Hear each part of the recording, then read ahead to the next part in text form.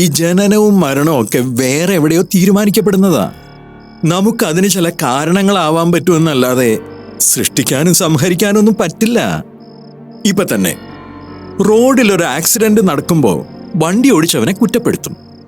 പക്ഷെ അത് കഴിയുമ്പോൾ നമ്മൾ പറയുന്നത് എന്താ? മരിച്ചവന്റെ വിധി. അതാർക്കും മാറ്റാൻ പറ്റാത്തതാ.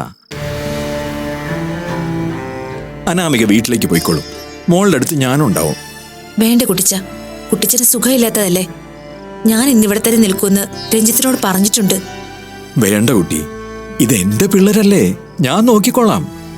മാത്രമല്ല, മായയോ സാരംഗോ ഒന്ന് ശബ്ദം ഉയർത്തി സംസാരിച്ച അതിനെ ഒന്ന് അടക്കി നിർത്താൻ എനിക്ക് പറ്റും. യാമി, എന്നാ ആന്റി പൊയ്ക്കോട്ടെ. മോളെ, ഈ നേരം വരെ നീ ഇങ്ങനെ ഇരുന്നു. ഇനിയെങ്കിലും ഒന്ന് പോയി ഫ്രഷ് ആവും മോളെ.